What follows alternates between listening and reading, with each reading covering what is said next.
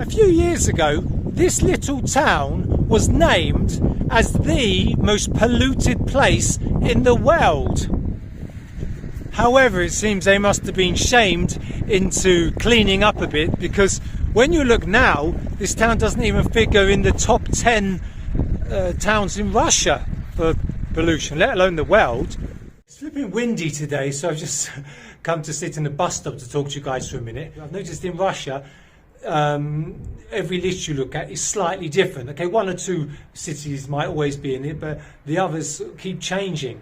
And you know, the world's one as well. I mean, trying to get reliable information from countries like Russia and China is next to impossible. So it's quite funny in a way, because you've got that awful factory there that's responsible for all the pollution. And I mean, even though in recent years they've really tried to improve the situation, and have, I don't doubt there's still a lot of, you know, nasty stuff coming out of that factory. But it's kind of weird, because this sort of area here is really nice for having a walk. You've got birch trees and mountains all around, you've got the water there, but then you've obviously got this slight eyesore. So you can sit and relax here and have a little view of the water and the mountains. But if you turn your head a little bit, then this is the view you get instead. To be honest, it doesn't look much better from close up. But I mean, you know, we all complain about these big factories and the effects they have on the environment and what have you, but it seems that the world needs and wants what they produce. Unless you've been living on the moon since 1986, you'll have heard of the Chernobyl nuclear disaster.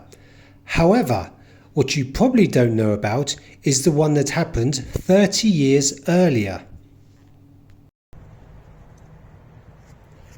Here is a little memorial to the victims.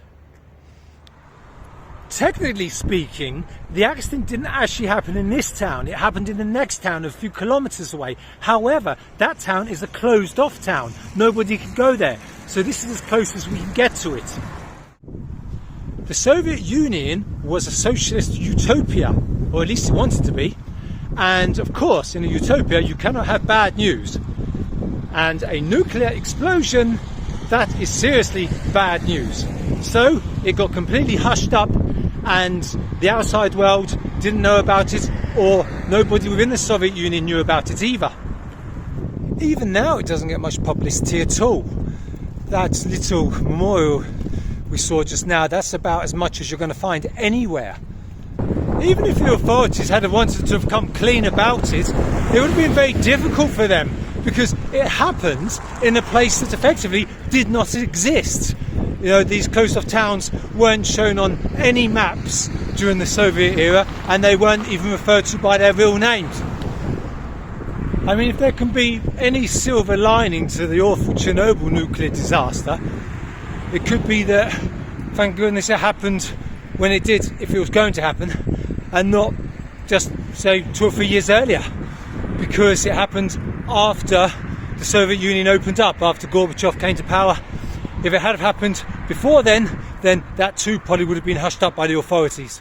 So in short, the Mayak or Kyshtym nuclear disaster was the world's worst nuclear disaster at the time, but nobody even knew about it.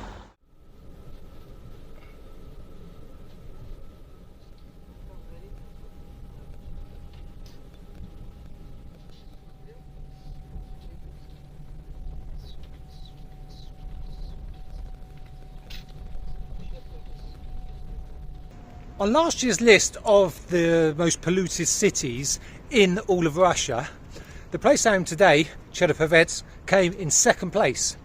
Now, the place that always comes first is Norilsk, but we can't go there because it's closed off for foreigners.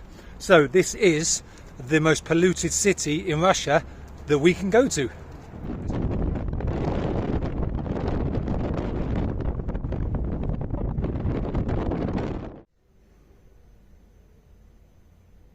It seems like taking a tram's a good way to see the industrial area.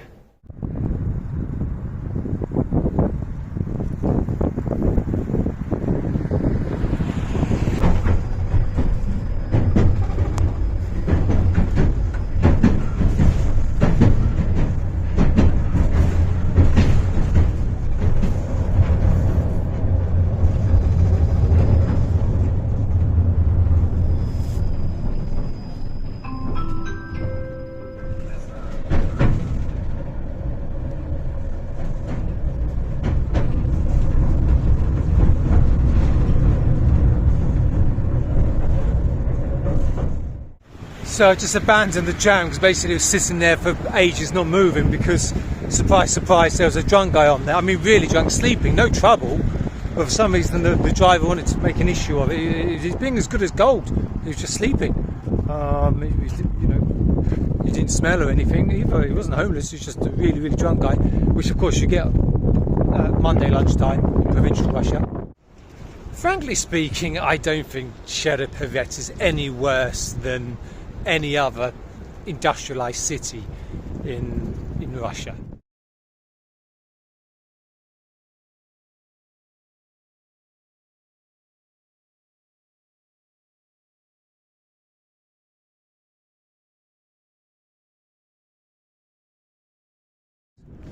Okay then folks, that's a wrap.